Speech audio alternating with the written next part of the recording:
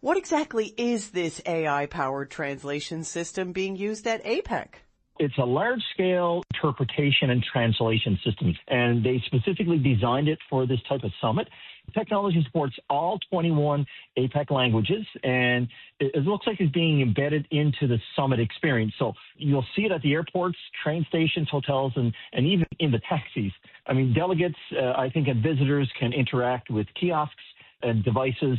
They can also use QR code systems that instantly translate conversations. So essentially, it removes the need for a human interpreter in every interaction, though I think interpreters are still available for just nuance and backup. Amazing. That is so fascinating. But how will delegates and visitors experience it during the summit? For leaders and officials, I think translation devices will be available in the hotels and key venues, and really making it easier for them to connect with hosts and staff. And I think, at public touch points like taxis and restaurants, they're still going to use like QR codes can be scanned to really bring up instant AI translation on a smartphone. Everything from menu translations to fare instructions. So digital welcome cards, I think, that provide schedules and accommodations and transport information in all languages. So I think it's designed not just for, I think, diplomacy, but really for everyday convenience during this event.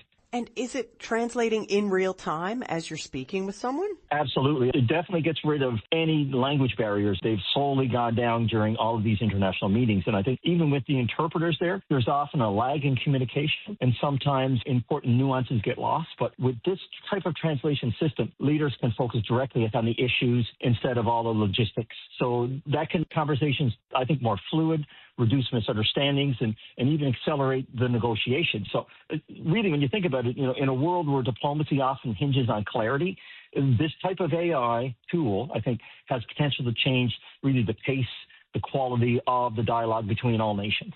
Right. It really breaks down the barriers that people may face in aid of global diplomacy. Absolutely. I mean, if the system proves reliable in such high-stake environments, it could quickly expand into, I think, mainstream use. And think airports, hotels, tourist attractions, and even local government offices where people need quick language support. So we're already seeing big tech companies moving in this direction. Apple just announced live translation with its latest AirPods and iPhones. Letting two people have a real-time translated conversation right through their earbuds is pretty amazing. So really, I think it shows how the momentum is building. And really, what starts at a global summit may soon become part of everyday daily life. And where languages are different for everybody, it will not be an obstacle there at all. And could you see it trickling into education as well? I kind of use it in my classroom, and I've got students who can't speak English. So with a quick snap of my phone, upload to Google Gemini, it can do a quick translation for me, and we're all on the same page.